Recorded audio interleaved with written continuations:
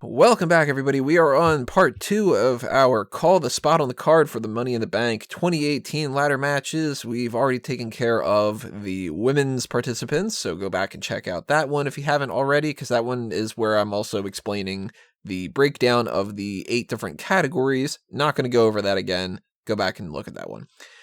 Let's start off just with the men. Let's go right into it. We've got, in alphabetical order, Bobby Roode, Braun Strowman, Finn Balor, Kevin Owens, Rusev, Samoa Joe, The Miz, and here's where it gets tricky. Technically, one member of the New Day, but we don't know which member of the New Day. So that might factor into this.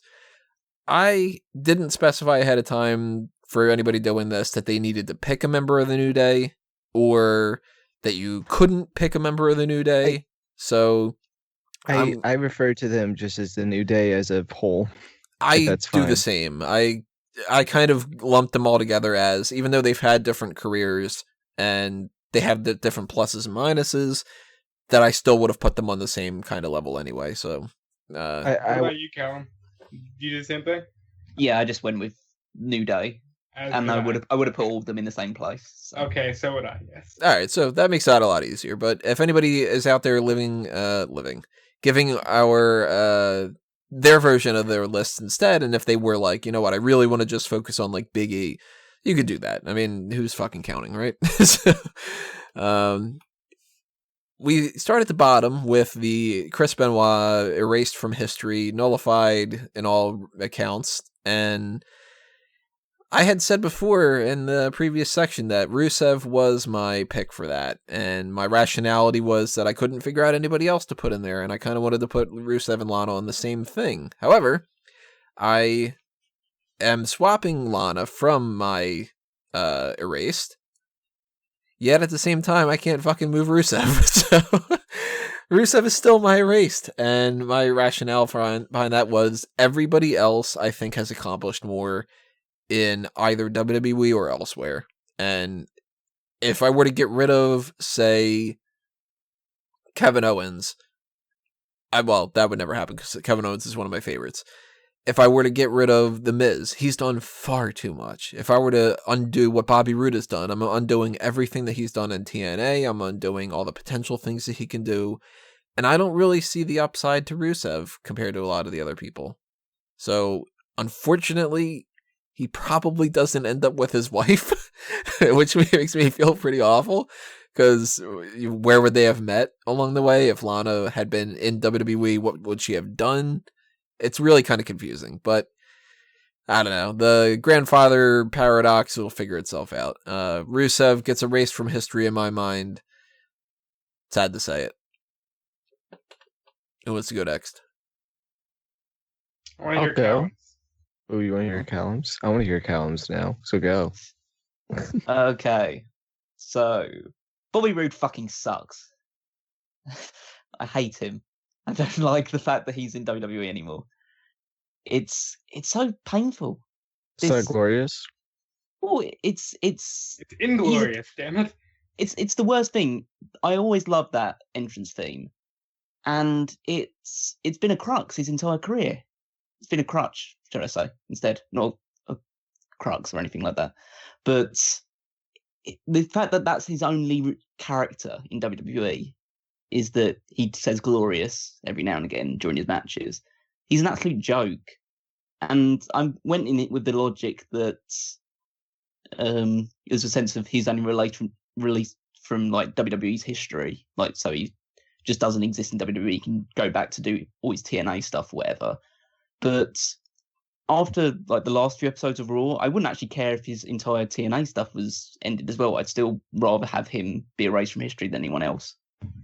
I'm so done with him, and I hope that he leaves soon. Just for his sake more than anything else, because his entire legacy has been ruined by his WWE run. Oh, powerful. Yeah, I got a little bit aggressive with that one. Sorry. Oh, how rude! A little aggressive, man. You might have got a little sweaty there. Jeez. You're not gonna be too happy if he wins that Money in the Bank, are you? Spoiler alert: he may be my pick. My erased from history. Send your hate tweets to @DudeFelice. Finn Balor needs to go away. Damn, I was hoping to be the only one. Really? I gotta agree with Drew now. You almost had to agree with me too, because he was in the running for me. Listen, it's not that I don't like Finn Balor. Very similar to what Callum just said about Bobby Roode. Finn Balor is the guy who literally coined the name, created the Bullet Club, which is the second hottest brand in wrestling underneath WWE. Finn Balor, I always thought he was a little overrated when he was NXT champion, but his main roster run is hurting me. Like, they do nothing with this guy, and he's coaxed on the fact that the people like him, and he's technically the first Universal Champion, but outside of that, he's done nothing. And they even joke about, oh, maybe he'll finally get that shot at that title that he never lost.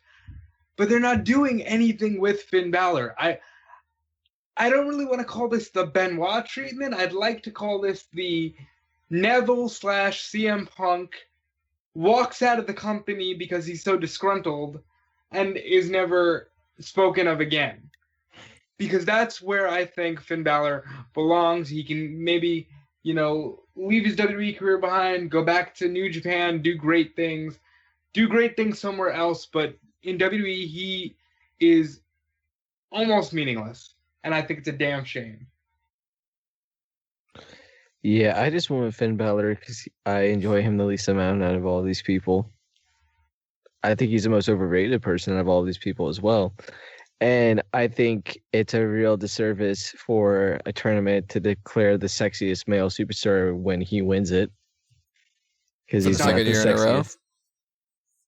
He won it 2 years in a row? No, he won it last year, so if he wins it again, I know 2 years in a row. I'm just saying that a lot of credit has been lost from this tournament because he's won. Because I think that's so stupid. He's not that good looking. We'll get to that pretty soon because the tournament is popping up in a couple of weeks, everybody. 2 weeks. So stay tuned for that. But yeah, I'm going to crap on Finn Balor a little bit too because he's my released. And the reason why I put him in the released category instead of the erased was, in my mind, the erased category means that you remove all their contributions to wrestling. It's kind of like the Smark's Choice kind of thing. And that means removing the Bullet Club. And I think that Rusev hasn't accomplished all that much in WWE, but he's only been in WWE. Balor hasn't accomplished much in WWE, but he's been elsewhere. If you remove Balor from the entirety of wrestling history, that has a negative effect. If you remove Rusev, Dane's upset, and that's about it. I'll give you the loophole here, Tony. If you treat it like Chris Benoit, the Japanese still regularly show his old stuff. They do? Yeah. Huh, okay. They don't have the same stigma with Benoit as we do here. So if we treat it like Benoit, I think Finn Balor is perfect for that spot. Well, loopholes. There you go. Well, that's my release, though. I think that Balor, I agree with what you guys were saying. Balor sucks in WWE. He has never been somebody that I think has had any character at all. This whole, demon character thing, it's not a character, it's face paint. That's literally the difference of Dolph Ziggler goes from wearing shorts to wearing tights. But Tony, are you part of the Balor Club? Because everyone wants a lot to be a part of the Balor Club. I'll pass. I'm not going to pay for membership on that. But you get the paint. Let's be real, Tony. You don't even pay for the network. So yeah, that's true. Well, that's the case. I'm certainly not going to pay for the Balor Club.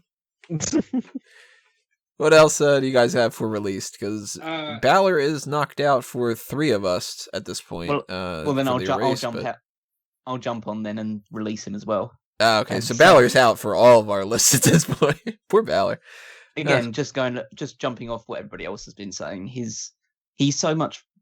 be put to so much better use on the independent circuit as opposed to what's happened in WWE. And I think his contributions to New Japan, the creation of the Bullet Club, is something that even if you do use the loopholes with erasing from history, if you decide to go the full route of saying, okay, Finn Balor just didn't exist or just never got into wrestling, the Bullet Club's too important in my eyes for that to erase him completely. And I think he's done enough in NXT and stuff like that to at least be like, he could be released and carry that sort of reputation onto the independent circuit. But in WWE, I don't get him. I'm not connected to him in any way. The problem is WWE doesn't get him. And that's why we have what we have today.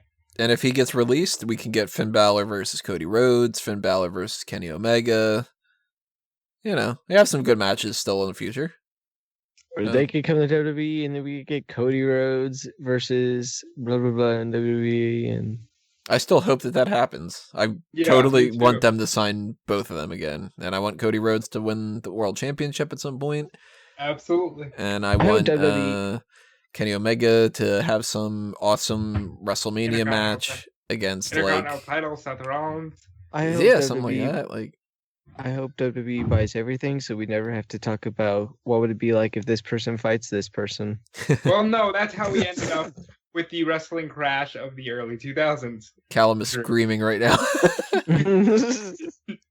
Yeah, it's a good job I have this thing muted at the moment. I wish that would be the good thing if we did decide to do that debate podcast. It'd be me against Tony, and Tony saying that he wants everyone to be in WWE and me saying fuck off. It'd be you saying fuck off and me going, I like organization. Keep it simpler. My release is Rusev. Bye-bye to Rusev Day. Simply because Rusev, I liked his stuff with Cena, his initial run as a monster. But as soon as he lost the streak, as with most monster heels when they have a streak, he became worthless. And the only reason he rose up again is because of the Rusev Day thing, and everybody likes chanting stupid, memey things. It's a meme. That's exactly it. It's totally a meme. Yeah, that's my whole issue with Rusev and Lana, which, by the way, I haven't completely ruled out the idea that they may end up going with the Mr. and Mrs. Money in the Bank thing, but I think Rusev is like almost like Ryback in late 2012. People were going, feed me more, because it was fun to chant, and as soon as they gave Ryback the ball, they went, I don't know if we want this. Do I want Ryback to beat CM Punk? I don't think so. And I think it's the same thing. Yeah, I fucking really wanted him to. Okay, wrong crowd to say that in front of, because you guys don't it is. But I'll still maintain to this day, Big Show should have kept that world championship, never dropped it to Del Rio. In the world title match of WrestleMania 29. Damn right. Yeah, but then what they really should have done is they should have just gave Ryback the title in January, because that wasn't their only reason they dropped it from him to Del Rio was because his contract was about to run out. Yeah, just re-sign him. They did, obviously, but yeah, just go, hey, Big Show, you've been here for a dozen fucking years. You want to stick around? And he'd be like, all right. Can't be that hard, Yeah, but that's my whole issue with Rusev. I don't think he's genuinely over. I just think he's over as a meme, and I think that has a certain life expectancy to it. So release Rusev. He'll go on and do better things, either in the indies or in the movies. He'll be fine. So I think Drew hasn't gone yet, right? I have not. Who's your released? My released is going to be Bobby Roode. And it's just, he has been very lackluster since he's been called up to the main roster. And there was parts of his NXT run that was kind of I enjoy him. I've always thought he was a good wrestler and all. But if out of this list, because after this, I love everyone. So if he were to disappear and not show up on my TV at least, and not just completely disappear, I would not be mad. So if you're keeping track of this, Finn Balor is gone for all of us.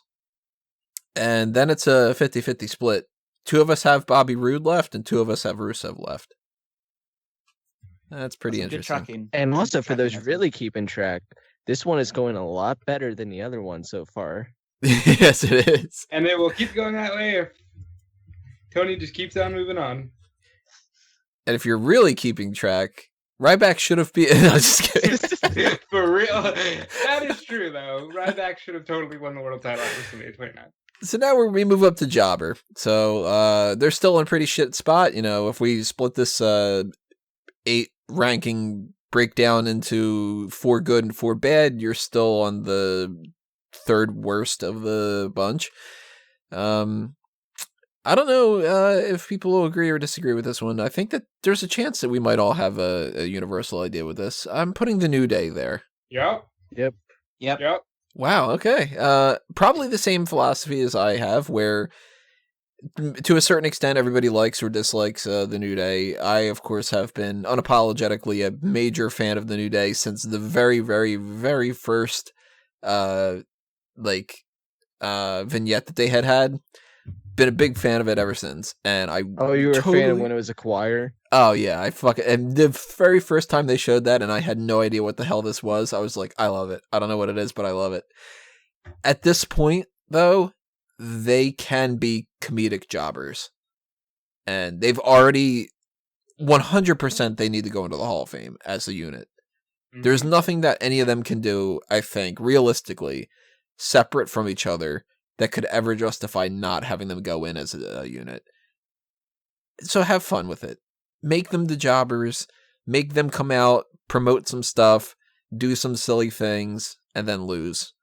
And I think that they could still stick around and be popular, you know? Santino Marella was the jobber. People loved him. They really missed out on like Big E being the world champion, while the other two were tag champions.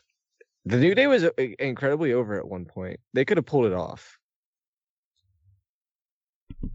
I just go along the same logic for the New Day. It's the fact that they're essentially golden gooses, whether they win, lose, or draw matches. People are going to still buy their merchandise. They're still going to chant for them. They're still going to cheer the entrance. Still got the up, down stuff as well. So they've got, like, outside the ring, they're still big deals. They lost one of the downs, though. They don't even have to wrestle technically as well, because they could host a Mania and people will still enjoy them. Yeah. Yeah, so they really don't have to be winning anything else at this point. I mean, jobber tag teams, it's easier to be a tag team jobber because every tag team in WWE is a jobber right now, so you might as well. So you can still be champion in that sense. So yeah, I think it's the best place for them, just because as single stars, they wouldn't be any higher than that. I was going to add that last caveat, but Callum covered it. So everyone else has pretty much spoken for me. New Day is jobbers, especially if you split them up. But we can all agree they're going in the Hall of Fame as a unit, right? Oh, yeah. They damn sure better. Well, that's the only way Xavier's going to get in the Hall of Fame, at least. Kofi, if the New Day thing never happened for Kofi, I think you could have made an argument for him to go in the Hall of Fame on his own. Eventually, if he would have stuck around. Kofi, for me, he would just be the Black Dolph Ziggler. Yeah, kind of. I mean, he would have been in the same regard. Yeah, but that's such a detriment to Kofi to call him Dolph Ziggler. I thought R-Truth was the Black Dolph Ziggler because he was his stunt double. That's a different thing entirely. Where is R-Truth? He's not on SmackDown, and they keep posting videos about it. I think he keeps getting lost on his way to the arena. That's what they're doing with it. That's what they should do. I think he put out some new rap song or something like that recently, but better than Enzo Amore. Hey, maybe he'll collab with Enzo. No, give it some of that street cred. Even though I haven't heard R-Truth's new song or Leo Rush's, go with Leo Rush instead of Enzo. Hey, consensual penis. Oh, God. Well, lower mid-card, this fucking sucks. This is where I went, oh, God, I hate this list. Because I don't want to put any of these guys in the lower mid-card. I like all the people that I have left. And it kills me to do this. I fucking put the Miz there. What? Snap, Tony. It sucks. I want him to be. I've said it before. I'll say it until go blue in the face.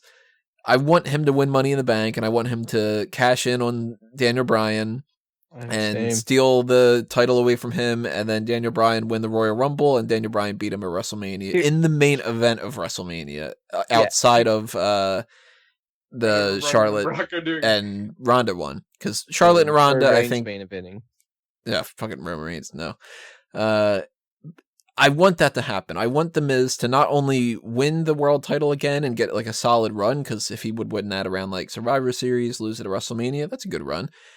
I also want The Miz to surpass the Intercontinental record, and I want him to win the Universal title. I want him to have won fucking everything. I love The Miz, but I've got Kevin Owens and Braun Strowman and Samoa Joe and Bobby Roode left on my list, and I'm not down on Bobby Roode, so it became, do I give The Miz or Roode one of these spots? And between the two, The Miz can pull off a lower mid-card, fun, entertaining thing, more along the lines of how I gave the New Day the jobber role.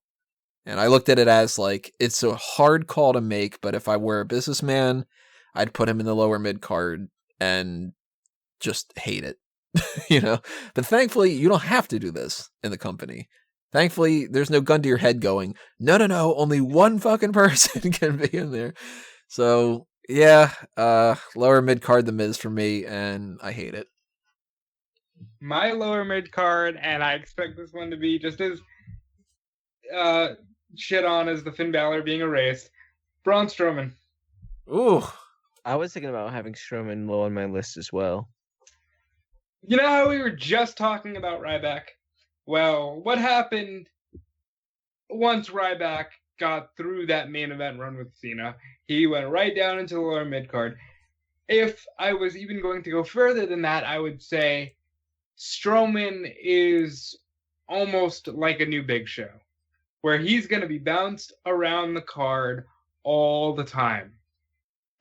And honestly, I think if you gave Braun Strowman the Universal title and you gave him a run for 6 months and you put him against Balor, Rollins, Roman, John, nobody... Joe. Well, Joe's on SmackDown. I was trying to think Joe's on SmackDown there, never mind. I wasn't thinking as well. I really think that people would be over Strowman once he actually gets the run and the novelty wears off. Because kind of like Rusev, even though I think Strowman's a little more entertaining, Strowman's over because people like going, get these hands, and I'm not finished with you, and raw. I disagree with that. I think he's over because he genuinely connects with the crowd with his moves and just the way he just entertains overall. Because he can fucking destroy shit when he wants to. And that's what's the most entertaining thing about him, in my opinion. And that's why I can't go this low, as much as I considered it. But so can the Big Show, and people got over that real quick. Yeah, except Braun Strowman's way better than the Big Show in like every capacity, because they haven't made Braun Strowman cry to keep his job. I also will make the argument with Big Show, he won the title in WCW, and then he won the title in WWE before he started going into that kind of role. So it's like once you win that title, then you can be a little bit more flexible, but they haven't given it to Strowman yet. It's kind of hard to give it to Strowman when they're so anally obsessed with Lesnar. Yeah.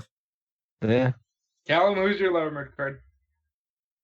I'm going with Tony and The Miz as my lower mid card. I hate you people. My logic is this.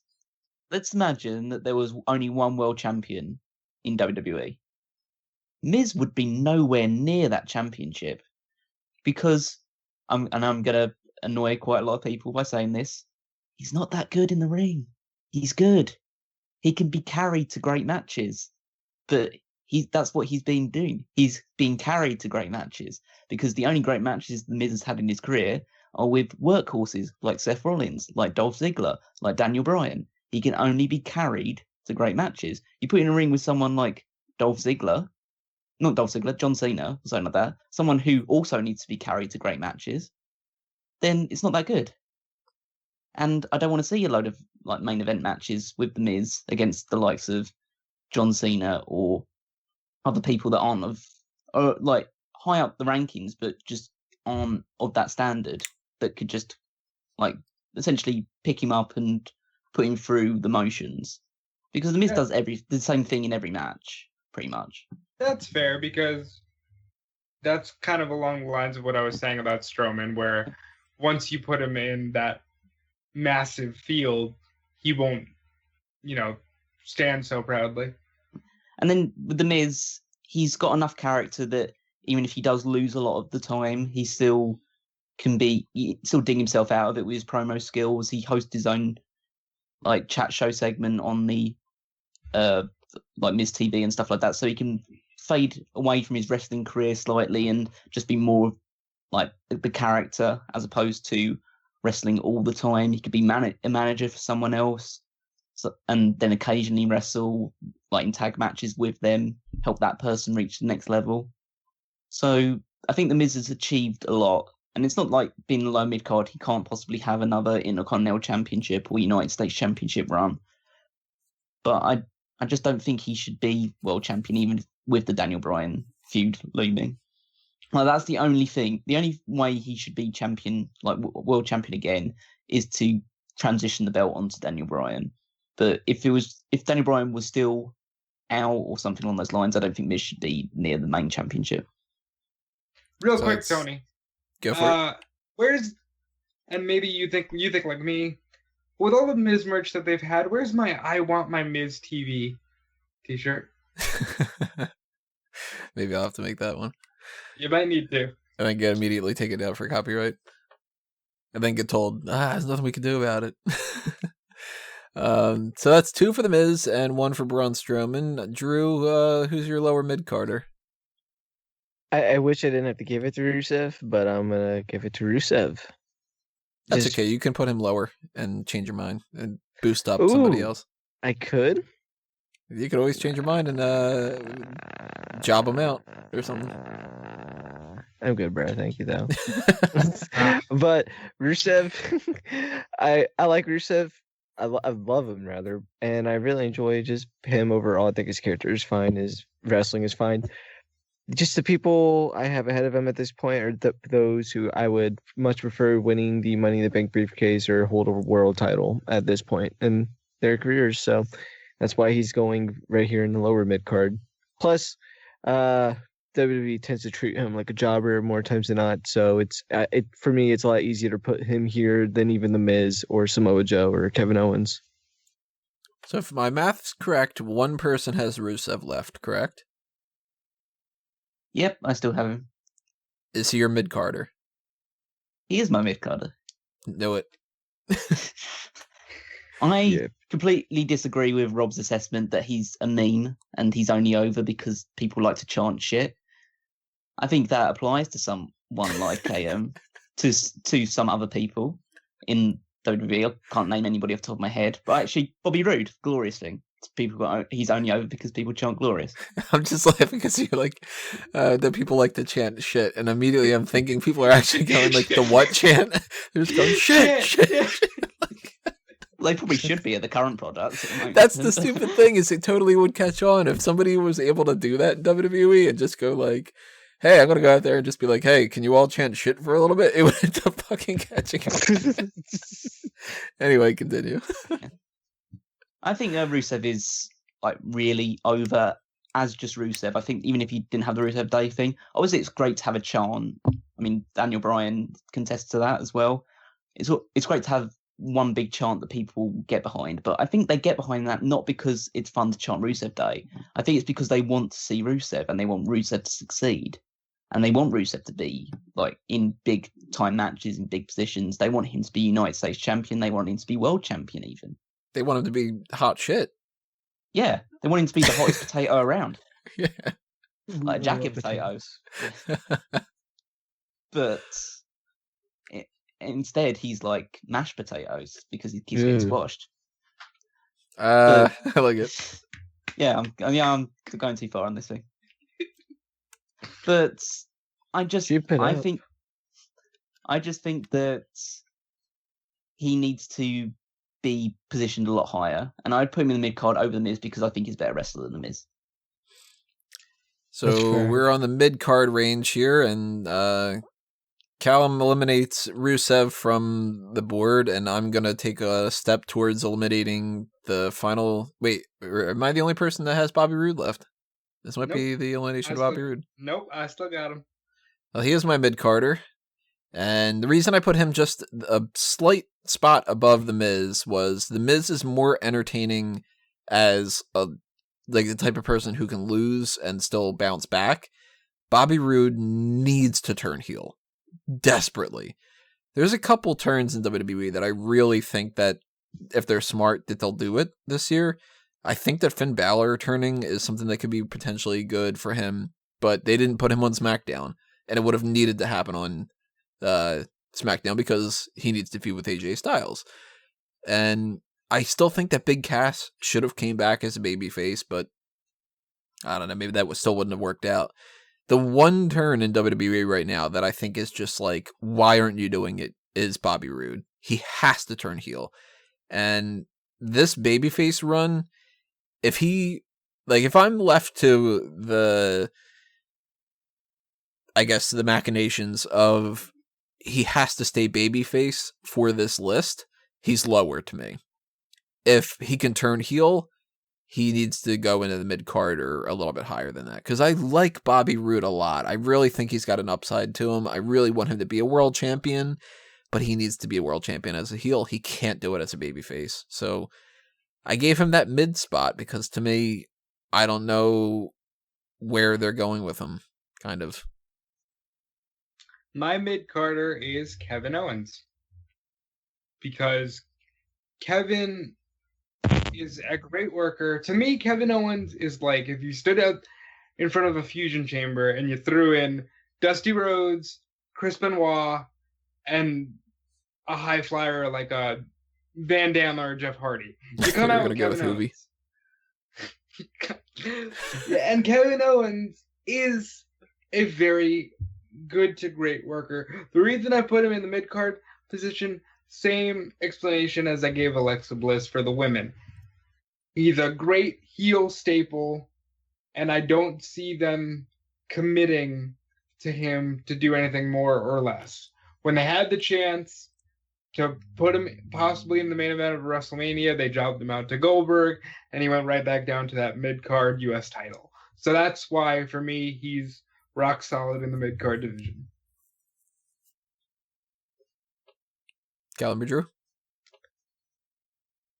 Go ahead, Gal. I've already said my one. Oh, wait, that's right. Now. So I'm gonna have to agree. I'm going with Kevin Owens as well, and kind of for pretty much all the same reasons that Robert mentioned. I just it's also Samoa Joe is someone that I think is kind of like Kevin Owens but better in a lot of aspects. To me, the only thing that Kevin Owens is really better than Samoa Joe is like just in-ring promo work. But other than that, I think Samoa Joe's is literally better than him. Are you insane? No. Samoa Joe is maybe the best heel on the mic right now. I just think overall Kevin Owens is just a good. I don't know. To be fair, I haven't watched SmackDown in about 2 weeks. Has he done anything good on SmackDown in the past 2 weeks? Joe's always doing great things on SmackDown. Yeah, I think I was going to say, just to back up Drew, I think if you give Owens the same material that Joe's being given, he'd be able to pull it off just as well as Joe is. I'm just thinking when it comes to green work stuff or just like mic work, because I think Kevin Owens is a better person on the mic than Owens or than Joe. I agree. I think Owens is better on the mic than Joe. But I will say, like I was impressed with not saying that I think Samoa Joe is terrible on the mic or anything. I know Samoa Joe's good. He's did good things in TNA. I just think that overall, I think what he did with Roman Reigns on the mic was just okay. It was good, nothing great. And I just think Kevin Owens is just, I just prefer his one-liners. I think Kevin Owens is just a funnier guy than Samoa Joe. Kevin Owens is my mid-carder, so So Samoa Joe is worse than Kevin Owens in all these ways, but Kevin Owens gets a Lower spot? The lower spot in the card? No, Samoa Joe is better than Kevin Owens in every way except for mic work. That's what I said. Oh, okay. All right. That's what I said Losing track of originally. Yeah. All right, we might actually all be heading in the same direction for some of this. But the upper mid card, that's where I put Owens. Because to me, I think he is very underrated. I really wanted him to hold that Universal title going into WrestleMania.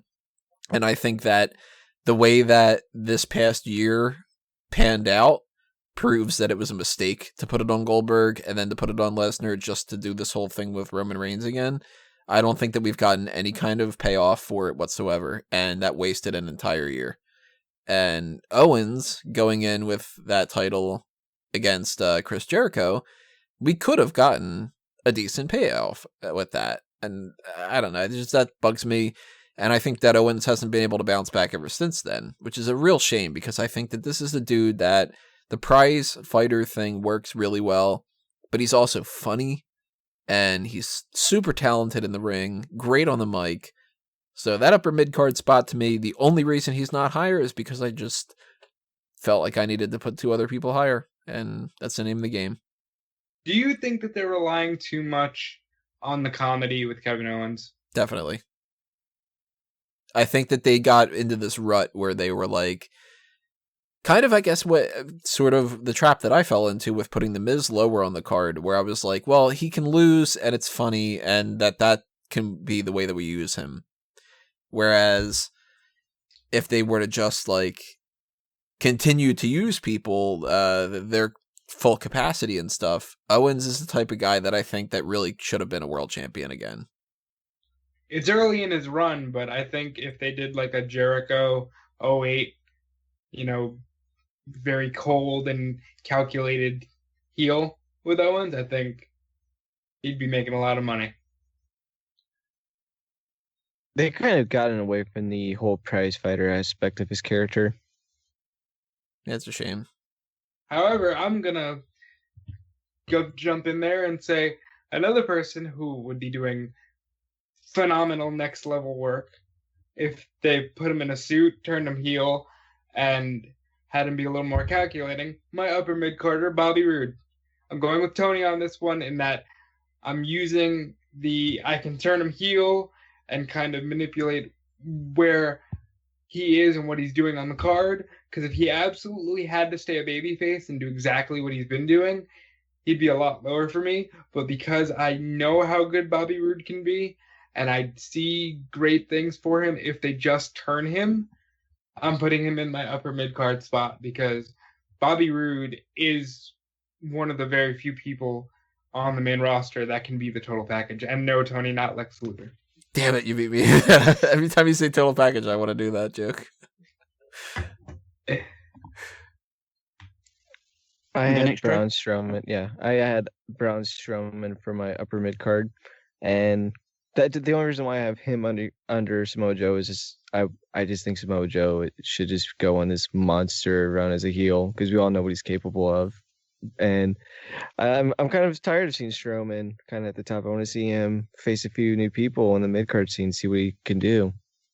Because Lord knows what it'll be like if I have to watch another main event of him facing Roman Reigns or him facing Brock Lesnar. Well, he's going to be my upper mid card because he's going to face like Dolph Ziggler if he's on Raw. Because that's an upper mid card match. WWE will book it as such. That's squash. Ziggler's going to go for the legs, man. The whole chop block thing. Yes.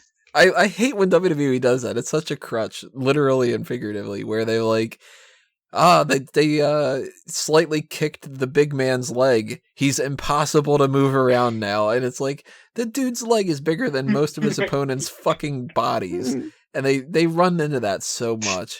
Hang on, he's going to run into the post afterwards as well, and then they'll really get an advantage. Run into the post, and if he's fighting Rey Mysterio, then he'll lay down on the fucking bottom rope too.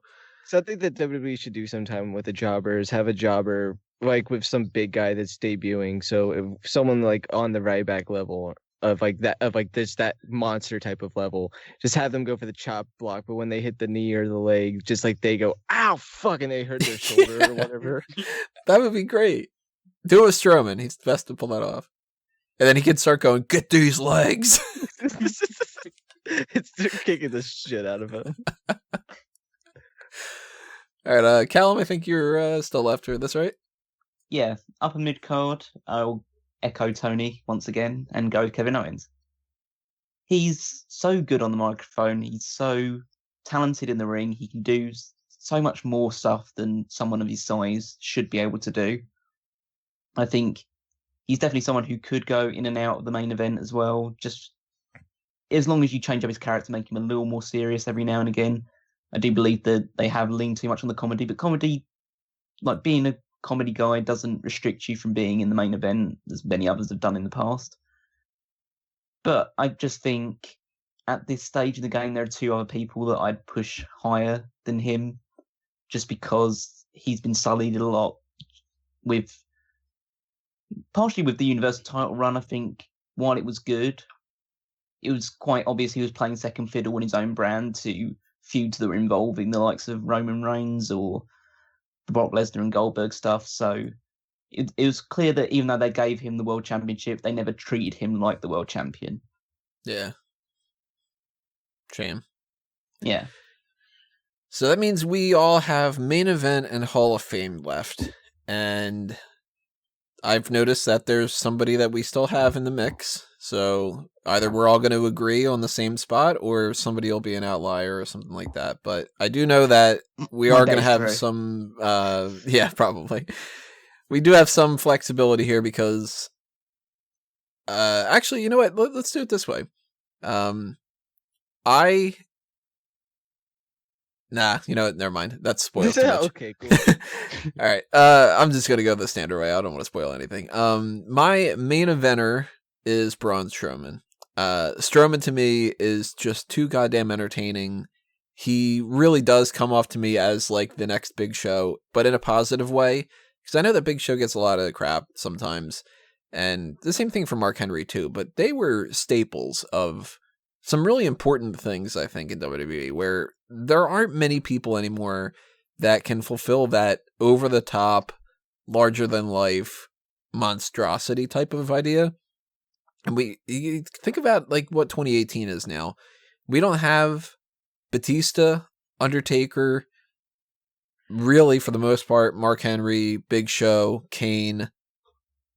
Where are these big guys? You know, we have like an Eric Rowan who's fucking huge, but he's a nobody, essentially. He's the jobber out of a tag team that's only getting a push because they decided to randomly give them a push. Luke Harper is really, really big, and in a different era, Luke Harper would be a much bigger deal. He'd be doing something like that, or he'd be feuding with The Undertaker at WrestleMania, like these type of things and stuff. And Strowman reminds me of an era gone past, and not only is he fun in that regard, he's been getting better on the mic, he's been wrestling better matches overall, and just an entertaining guy. And I hated the idea that I had to put Kevin Owens lower for me in the upper mid-card spot, but that's only because I wanted my Braun Strowman world title reign. I think that he really needs at least one world title reign. And then we can kind of maybe move around a little bit, but you got to put him in that spot. And I can't put him in a Hall of Fame spot right now because he hasn't done enough for that. But in the future, if he can stick around long enough, I think Braun Strowman could be one of the biggest deals that they've had in a long time. Yay for Strowman. But I know not a whole lot of people are going to have necessarily Strowman on here because some people have already put him lower and stuff like that. I think you're and Callum are going to be identical. We've kind of been that a lot in this time, but yeah, I'm going with Strowman as well. Callum's a smart man. First time that's been said on the podcast, but we'll go on anyway. Well, you weren't when you were disagreeing with me on the women part. Okay, yeah. But it's just basically echoing a lot of what you said. He's got himself really over with the crowd. He's the biggest guy on the roster, which I think still counts for a lot. I know there's obviously a huge move towards workhorses like Seth Rollins being up to the top, and I'm not saying that Seth Rollins can't be world champion. I think he should at some point, but there is something to be said with just being the biggest guy and you hold the top belt. And I think that's something that WWE need to do more of, especially with Strowman. Somebody that can be there all the time, can definitely hold the championship with a lot of esteem and credibility, because who the fuck is going to beat Braun Strowman as long as he doesn't run into a ring post or anything like that, or his legs get cut off underneath him or anything. But I just think he's a big deal. He's more than just your typical big guy that can't move around the ring a lot and is slow and bad in the ring. He's got a lot of character. He's progressing in the ring. He's showing a lot of development. He does things in the ring that a lot of big guys wouldn't do, like the running drop kick and stuff along those lines, like the way he charges around the ringside, tackling into people. And so I think that puts him above a lot of big men in recent history. And so that's why I'd put him in the main event. Let me say, I know I put him at my lower mid card. I like Strowman. I think a lot of the reason that I gave him that spot with the lower mid card is because I just have such reservations with the company's ability to not make him a Ryback or jump straight to the Big Show comedy hour, or even a guy like a Vladimir Kozlov who came in like a monster and within a year was playing the trumpet with Santino, you know? Yeah, he sucked. I've seen that so many times that I'm hesitant to think that they're going to go all the way with Strowman. Not that they can't. With that being said, my main eventer, who is a monster in every way, shape, and form, Samoa Joe. Okay, so we're not all going to have the same. Samoa Joe is a beast. And if you've seen anything that he's done ever from Ring of Honor to TNA, even his NXT stuff, the guy is just too good, too crisp in the ring, too believable with his size and the way that he manipulates opponents in the ring. There's very little downside to Samoa Joe. And I think that now that he's on SmackDown, he can have great feuds with AJ and Brian, and he can be that main eventer that he was damn sure put in that company to be. And I think he floundered a little bit on Raw, but now that he's away from the Roman Reigns train, he can go all the way, and that's what he needs to do. The Reigns train. Roman trains.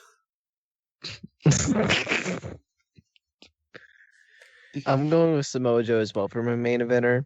Huh. And yeah, shoot. I understand what their reasoning is, and I don't disagree with it. That makes sense. And also, like, I just don't think Samoa Joe has been in WWE enough time to warrant being the Hall of Famer for this kind of situation.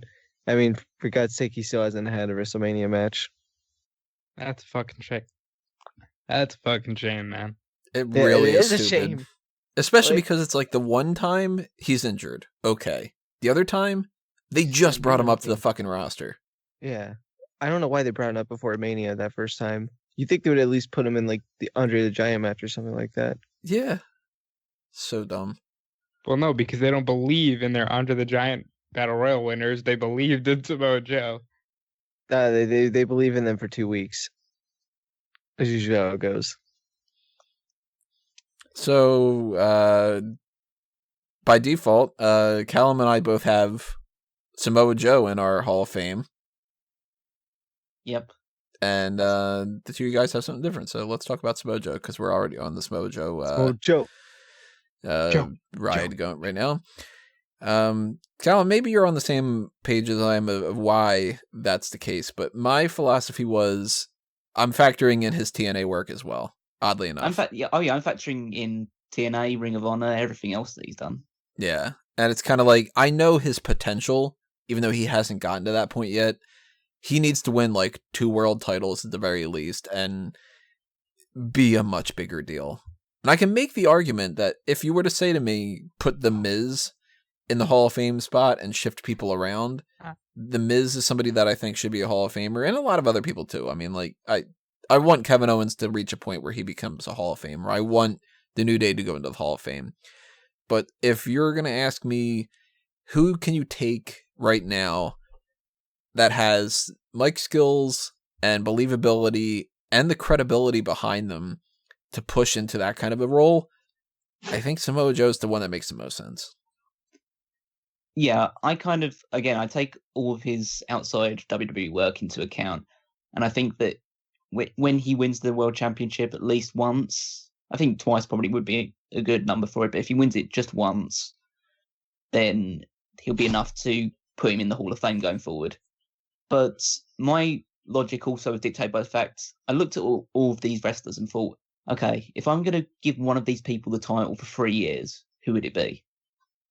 And I think I could give a championship to Samoa Joe for 3 years, not a Lesnar reign where he only wrestles 4 times a year or whatever. He wrestles week in, week out, but I would give him a 3-year run with the title. So very similar to his Ring of Honor World Championship reign?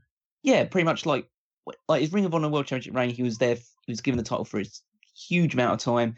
TNA, he was undefeated for the first year or so that he was in, even though he wasn't really undefeated because he did lose matches, but they said that he was undefeated anyway, but that's TNA for you. Of course. He wasn't pinned or submitted. Did he only lose the matches that were the so- special gimmick matches where if you lose, you win on opposite day? He lost Ultimate X matches. And he lost tag team matches as well and stuff like that, so... Oh, so that's- the Asuka treatment, or like any undefeated streak champion is in WWE He's never been nowadays. made to pin or submit. Yeah, he's undefeated in every sense, in the fact that he has been defeated. So, but Let me just say, if they could have gotten Joe 10 years ago, Joe's that guy who needed to snap that Undertaker streak in half. If Joe you would could have get benefited from Joe, who knows what he knows now, in his body of 10 years ago, he would have been a 4-time world champion or something like that. He could have been the guy that beats John Cena when John Cena was unbeatable. He could have been, like you said, somebody who fights with The Undertaker. He could have been a staple, major player. Yeah. And I just think, looking at all these people, I think Joe has every single aspect it takes to be a genuine Hall of Famer. Because I know WWE's Hall of Fame, people will go in and out of it. Like, for fuck's sake, Coco Beware's in the Hall of Fame, so it doesn't really matter. But you just go along the sense of, if there was a genuinely like full wrestling Hall of Fame that does judge every single aspect of your character, he is a 9 or a 10 on every single category for me. Now, 2 other people don't have Samoa Joe on the list, so you guys are going to have to make the arguments of why you didn't go with him. Well, I think they have the same person as well, so we'll go with that. Just putting it out there. Do you have the same Drew, who do you have? I have the Miz. All right, I'll talk about the Miz. Let's. What? That's why I brought up the idea that I think that you can make the case of the Miz going into the Hall of Fame. Yeah, I was going to say, I completely agree with this stuff. Miz is, for all of the stupid people that have gone into the WWE Hall of Fame, like Callum just said, the Coco Bewares, even the ones that definitely deserved it and went in maybe a little too early, like an Edge, who just went in because he had just retired and there was no hope for him to get back in the ring. Miz is a bona fide WWE Hall of Famer. He's one of the only strictly WWE guys left. Mm-hmm. He never did much else. He completely worked his way up through that system. He ate a lot of shit in the beginning of his career from a lot of chant and everything. From a lot of people. If they were chanting shit in 2007, it would have most certainly been towards The Miz. He took all of that, had a great start to his rise with the tag team title reign with John Morrison, very underrated duo. He broke away from Morrison, tried to call out John Cena, got punked out in 4 minutes at the Great American Bash in 2009, came back in better shape, with better gear, completely reinvented himself, worked his way up to Money in the Bank, cashed in on Orton. Whether you want to say he was sandwiched in between Rock and Cena or not, he did win the main event of WrestleMania 27. He's a phenomenal PR guy for WWE. He is who you want in that company. And I hope he wins this briefcase so bad next Sunday. But even if he never wins another world title, even if he never wins another title, period, The Miz is a bona fide Hall of Famer. The Miz is awesome, and I will turn it over to Drew. The Miz never should have won a world championship. Probably, it's kind of crazy because he looks good. Like, he has a good look.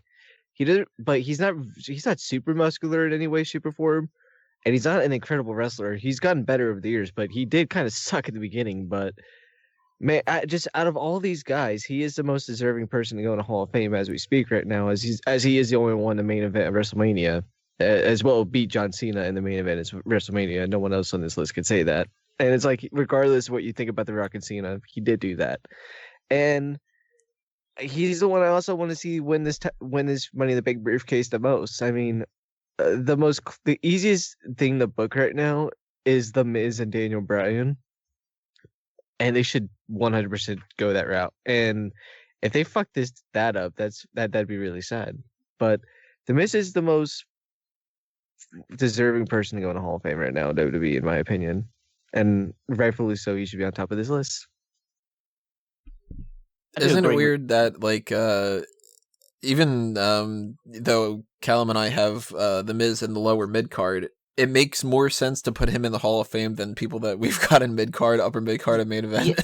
Yeah, because it's just a sense of we're thinking about, like, them now almost. But if all of them were to end their career, like, right this second, The Miz is the only one that goes in the Hall of Fame. Right. That you could obviously make the argument for, but Miz is the only nailed-on person to go in the Hall of Fame. Yeah, and if I had to pick between, like, if this were a list where it said, look, literally only one of them will ever go into the Hall of Fame, and, like, one of them will only ever win a championship in the world title picture, so that's the main event, or one of them will literally only ever lose every single match, and that's the job, or that kind of a thing, it gets a little bit more difficult, but we're jerks about it, so we like loopholes and stuff.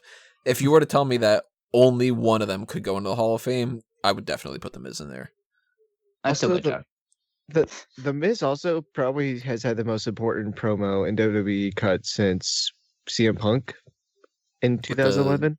I thought you were going to talk about the Talking Smack segment. No, I'm talking about that specifically. Just that's probably the most important promo cut in the past, like, 6 or 7 years. It turned him around. And the WWE standpoint, I think it's the most important for building a wrestling storyline. If they ever, for some reason, which they're going to, but when they do The Miz, Daniel Bryan, I think that's probably going to be the most important thing about it, and that is the most memorable promo cut probably since CM Punk's.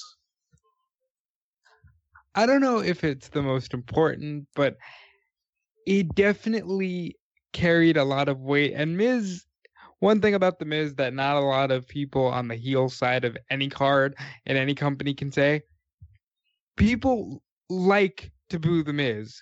Miz is enjoyable as a bad guy. You know, it's not even like a Roode thing in NXT where, yes, Roode was a heel, but when it came time for that song, they were all singing along. Yeah. And I think that's because The Miz knows what he's doing better, because it's kind of like when he does the whole Miz TV intro, he purposely denies the fans the ability to go along with it. Like, I mean, they say Miz TV, and then he goes Miz TV. Like, he's just like, nah, I'm not fucking setting you up. I'm setting me up. Like, that kind of thing. And we didn't even mention the fact that he is the second most decorated Intercontinental Champion of all time. So, and he was based on that record. Yeah, so based on that status, like, you kind of have to put him in the Hall of Fame just because he's held one of your most prestigious championships more than basically everybody. And remade it prestigious. Is Royal Rumble. He hasn't done that. He hasn't, I guess technically, if you want to start talking about things of, like, he's never won an Elimination Chamber, right? But it's like, that doesn't matter. Hey, Coco Beware never won over those either, so... It doesn't matter, Tony. Yeah, like, that Money in the Bank is basically the new equivalent of the King of the Ring. Yep. And when you would win the King of the Ring back in the day when they used to have it, you were either somebody who was a future Hall of Famer or somebody that they were just kind of like fucking around with, like Mabel, you know? So, yeah, Billy Gunn, he was kind of fucking around with, but he's a future Hall of Famer too, but not Only in the as same Outlaws, regard. though. It's funny. You can only go in as a tag team, though. It's funny to think WWE was just fucking around with Mabel. Oh, they totally were. I just started that last night. I was trying to rewatch King of the Ring 95. I fell asleep immediately when I turned it on. I was going to say, how far did you get? Well, I got to Vince McMahon talking about, like, Philadelphia, the city of whatever, and I was like, all right. Like, the only reason I could justify watching that now is thinking, okay, there must be some point in WWE's history it's worse than it is now. Well, it did Then its you just job. It got me to go to sleep. So, you know how bad it is for me to sleep. So, King of the Ring 95. Awesome. One more thing I wanted to say about The Miz was that I believe Callum earlier mentioned about how The Miz isn't necessarily a good wrestler. He's mainly over because of his promo work and stuff along those lines and with his character. Which was something that it was true to an extent, but it didn't. Something like that never really stopped Hulk Hogan from being on top for anything of that nature. Yeah. No, well, let me tell you something, brother. I'm not saying that. And I'm not equating the two as well. Yeah, I'm not saying that should be held as like a detriment to him, but it's more along the sense of I look at the Miz and think, okay, you can only put him in the main event of a big show against a certain person because otherwise he's going to stink the joint up, as is his main event with John Cena demonstrates. It stunk the joint up. I think if you put him with other people, especially this newer crop of wrestling talent now, that's more wrestling based instead of character driven, like what John Cena was for a while, because Cena kind of sucked as a wrestler for decent parts of his careers, or at least he didn't wrestle well with people who weren't good wrestlers. And you could say the same about The Miz still, but I think that now if you put The Miz in the main event, or you could put him pretty much against almost anybody nowadays in a main event WWE Championship feud. And that's also because wrestling is fake, and you can do whatever the fuck you want. All right, so let's go with our recaps here. My erased was Rusev. My released was Finn Balor, and then we go higher up on the list. The New Day gets the jobber spot. The Miz lower mid card. Bobby Roode in the mid card. Kevin Owens in the upper mid card. Braun Strowman in the main event, and Samoa Joe as my Hall of Famer. Callum's got the next closest list to mine, so go ahead with yours. Okay, so I raised Bobby Roode, released Finn Balor, New Day jobbers, the Miz in the lower mid card, Rusev in the mid card, Kevin Owens upper mid card, Braun Strowman main event, and Samoa Joe is my Hall of Famer. So we literally had the same list except for switching out Bobby Roode and Rusev. Yeah, so I'm right. Then I totally lost track of who else would agree with anything, but Robert, go ahead. I erased Finn Balor. I released Rusev. New Day is my jobber. Lower mid card is Strowman. Mid card Kevin Owens. Upper mid card Bobby Roode. Main event Samoa Joe, and Hall of Fame Miz. And Drew, round us out. I erased Finn Balor. I released Bobby Roode. My jobbers were the New Day. My lower mid card was Rusev. My mid card was Kevin Owens. Upper mid card was Braun Strowman. Main event was Samoa Joe, and then my Hall of Famer was The Miz. Boom. That's what you do with the Hall of Fame. You give us 8 people, we figure it the fuck out, and totally disagree on some of them here and there. But you know. Although we can all agree, New Day is jobber all day. The new job squad, really. And we all have Finn Balor in one of the lower lists, lower 2, right?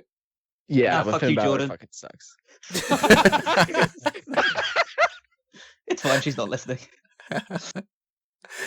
Oh, and yeah, a lot of people might disagree with some of these lists and stuff like that, and that's where you can chime in and leave your list in the comments section below and tell us if you think that we were crazy about anything.